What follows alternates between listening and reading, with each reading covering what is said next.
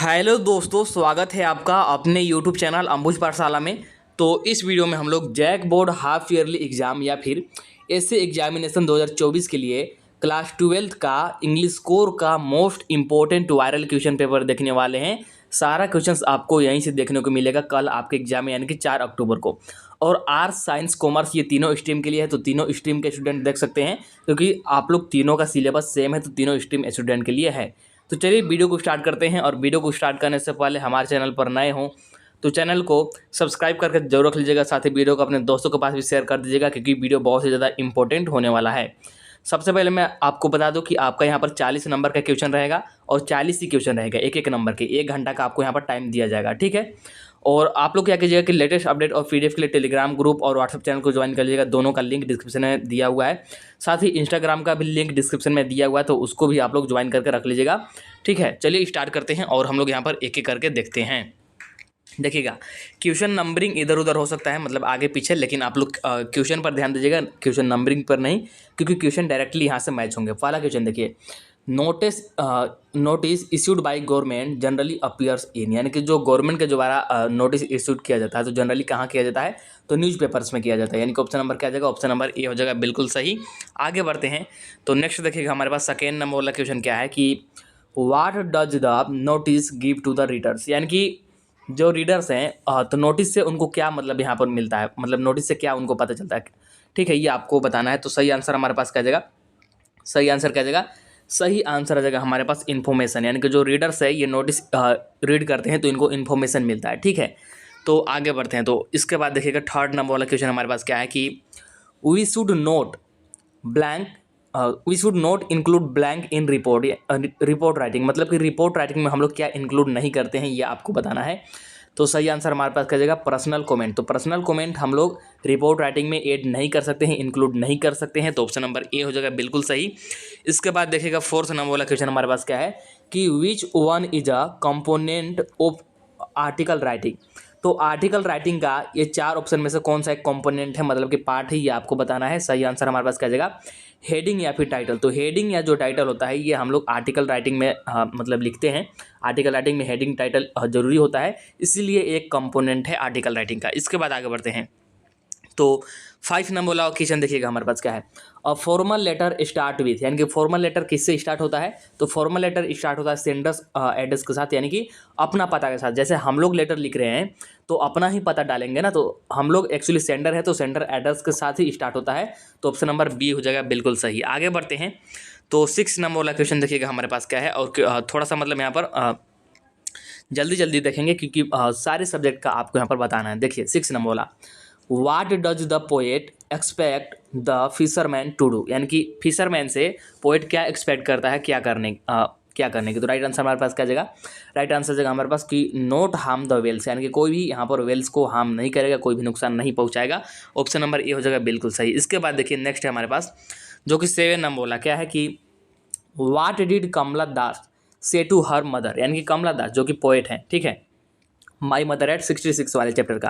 तो ये अपनी माँ से क्या बोलते हैं ये आपको बताना है। तो क्या बोलते हैं, आप लोग पढ़े होंगे चैप्टर में, और मोस्ट इंपॉर्टेंट वर्ड है, क्या है, सी यू सुन अम्मा, यानी कि ऑप्शन नंबर क्या जाएगा, ऑप्शन नंबर डी हो जाएगा आपका, बिल्कुल सही। इसके बाद देखिएगा नेक्स्ट है हमारे पास, हाँ यहाँ पर देखिए क्या है, क्या बोल रहा है नेक्स्ट क्वेश्चन के, देखिए Franz looked for opportunities to skip school to do what, यानी कि जो फ्रांज था मतलब ये स्कूल नहीं जाने का क्या बहाना ढूंढता था, ये आपको बताना है।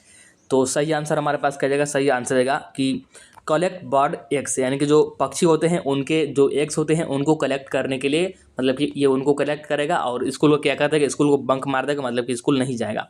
तो ऑप्शन नंबर क्या जाएगा, ऑप्शन नंबर यहाँ पर हो जाएगा आपका बी करेक्ट। आगे बढ़ते हैं तो नेक्स्ट देखिएगा हमारे पास क्या है कि the rag pickers have no identity but they have, यानी कि जो रैग पिकर्स होते हैं, और रैग पिकर्स कौन होते हैं मैंने आपको बताया है। रैग पिकर्स का मतलब होता है जो कूड़ा कचरा बीनते हैं, कूड़ा कचरा उठाते हैं और कूड़ा कचरा को उसमें से मतलब कुछ भी इधर उधर छाट उठ के उसी को बेचते हैं, उसी से अपना गुजारा करते हैं, उसी को बोलते हैं हम लोग रैग पिकर्स। तो ये बोल रहा है कि रैग पिकर्स के पास आइडेंटिटी तो नहीं होता, मतलब कि rag pickers have no identity but they have, तो उनके पास आइडेंटिटी नहीं होता, बट उनके पास क्या होता है, उनके पास होता है राशन कार्ड, ठीक है, राशन कार्ड, जिससे कि आपको क्या मिलता है, राशन मिलता है, ठीक है। तो ऑप्शन नंबर क्या जाएगा, ऑप्शन नंबर सी हो जाएगा आपका, बिल्कुल सही जवाब। इसके बाद देखिए आगे है नेक्स्ट क्वेश्चन क्या है, देखिए कि विच programme was the author of part of. तो ऑथर जो है, लेखक, ये किस प्रोग्राम का पार्ट होते हैं, किस प्रोग्राम का हिस्सा होते हैं, ये आपको बताना है। तो क्या आ जाएगा, स्टूडेंट ऑन आइस प्रोग्राम। किस प्रोग्राम का, तो स्टूडेंट ऑन आइस। और इसी प्रोग्राम के थ्रू सारे स्टूडेंट कहाँ जाते हैं, तो कहाँ जाते हैं, अंटार्कटिका जाते हैं। कहाँ, अंटार्कटिका, याद रखिएगा, अंटार्कटिका जाते हैं।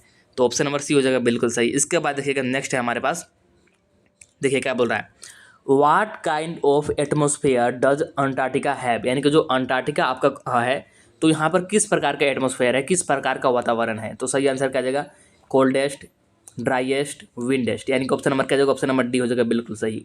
कोल्डेस्ट मतलब ठंडा है, विंडेस्ट वही बात हो गया, ठीक है, और ड्राइएस्ट भी है। तो ऑप्शन नंबर क्या जाएगा, ऑप्शन नंबर यहाँ पर डी हो जाएगा बिल्कुल करेक्ट, यानी कि ऑल ऑफ दीज। इसके बाद देखिएगा नेक्स्ट क्वेश्चन हमारे पास क्या है, हाँ 17 ना बोला, देखिए क्या बोल रहा है कि हु वाज चार्लीज वाइफ। तो जो चार्ली होता है, इसकी वाइफ के बारे में पूछ रहा है कि चार्ली की वाइफ कौन होती है, ये आपको बताना है। तो क्या ये एक साइकेस्टिक होती है, या फिर वोमेन विथ ब्राइट टॉप के साथ एक वोमेन होती है, या फिर women at the third level, यानी कि थर्ड लेवल पर एक मतलब वोमेन होती है, या फिर लुइसा। तो सही आंसर हमारे पास क्या, सही आंसर जाएगा लुइसा। मैंने बताया था आपको बहुत बार, और ये मोस्ट इंपॉर्टेंट क्वेश्चन है कि जो चार्ली की वाइफ होती है उसका नाम क्या होता है, लुइसा होता है, लुइसा।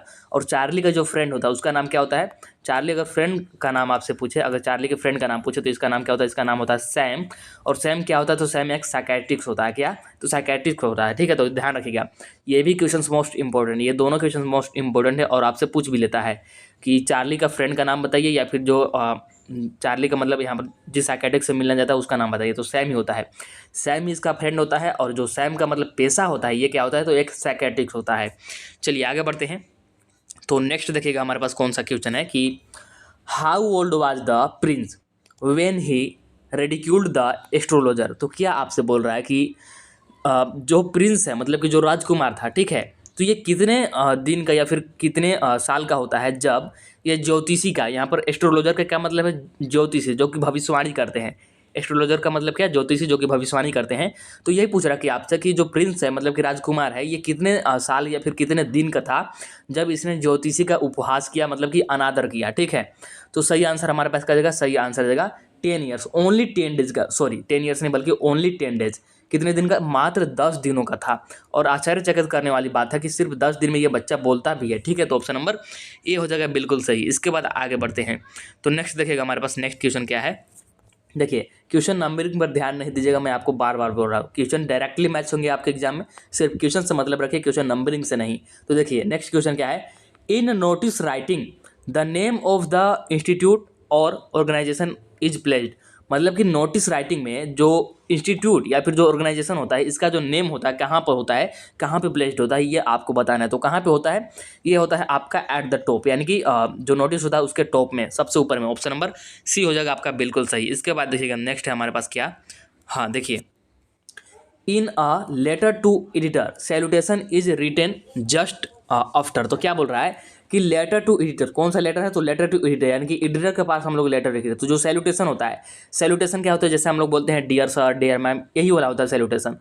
तो बोल रहा है कि salutation is written just after, यानी कि किसके तुरंत बाद, यानी कि किसके ठीक बाद सैल्यूटेशन हम लोग यहाँ पर लिखते हैं, ये आपको बताना है।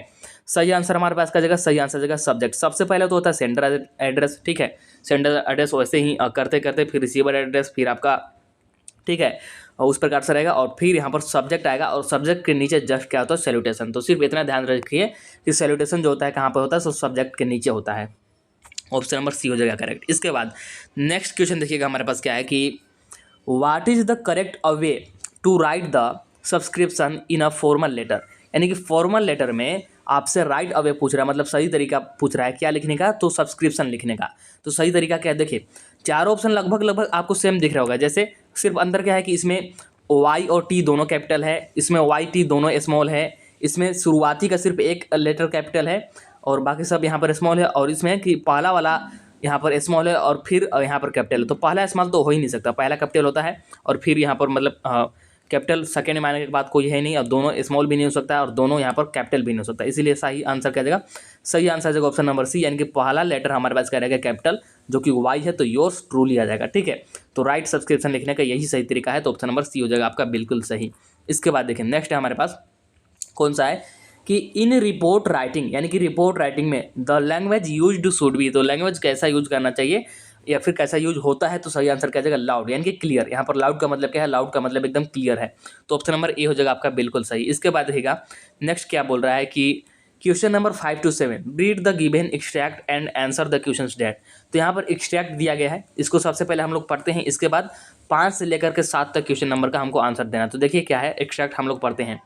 आई saw my mother beside me, doze open mouthed her face ashen like that of a corpse and realized with pain that she was as old as she looked, but soon put that thought away and क्या है looked out at young। तो ये हम लोगों ने पढ़ लिया extract. आप देखिए और थोड़ा सा यहाँ पर और है, क्या बोला कि ट्रीज स्प्रिंटिंग द मेरी children spilling out of their homes. तो ये था एक्सट्रैक्ट।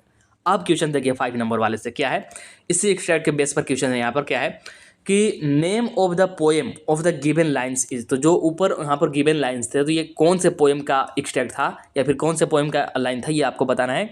तो सही आंसर हमारे पास क्या जगह, सही आंसर क्या जगह, सही आंसर जगह हमारे पास माई मदर एट 66 का है। किसका, माई मदर एट 66 का, यानी कि ऑप्शन नंबर बी हो जाएगा आपका बिल्कुल सही। इसके बाद देखिए 6 नंबर वाला क्वेश्चन क्या बोल रहा है कि the poet's mother is described as open mouthed because.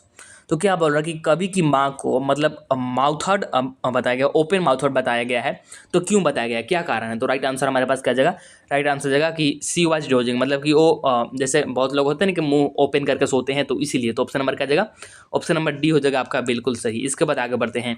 तो नेक्स्ट देखिएगा हमारे पास क्वेश्चन क्या है कि in the given extract the phrase realised with pain. तो जो ऊपर एक्सट्रैक्ट मैंने अभी पढ़ के बताया आपको, तो उसमें एक फ्रेज था, क्या था, realised with pain indicates the poet's. तो ये जो फ्रेज है रियलाइज्ड विथ पेन, तो ये मतलब रियलाइज्ड विथ पेन, तो ये जो है ये फ्रेज, तो ये पोएट का क्या इंडिकेट करता है, मतलब लेखक का क्या यहाँ पर दर्शाता है। तो सही आंसर हमारे पास क्या जगह, सही आंसर जगह ट्रबल्ड पास्ट, ठीक है, मतलब जो पास्ट था वो भी कौन सा, तो ट्रबल पास्ट। तो ऑप्शन नंबर क्या जाएगा, ऑप्शन नंबर बी हो जाएगा आपका बिल्कुल सही। इसके बाद देखें नेक्स्ट है हमारे पास क्या है, द स्टोरी, कौन सा story, the last lesson highlights which human tendency. तो इसको मैंने ऑलरेडी करा रखा है 1-2 बार, मोस्ट इंपॉर्टेंट क्वेश्चन है और डायरेक्टली क्वेश्चन यहाँ से बनते हैं आपके। क्या बोल रहा है कि जो आपका लेसन है द लास्ट लेसन, तो ये बोल रहा है कि किस ह्यूमन टेंडेंसी को हाईलाइट करता है, तो किस ह्यूमन टेंडेंसी को।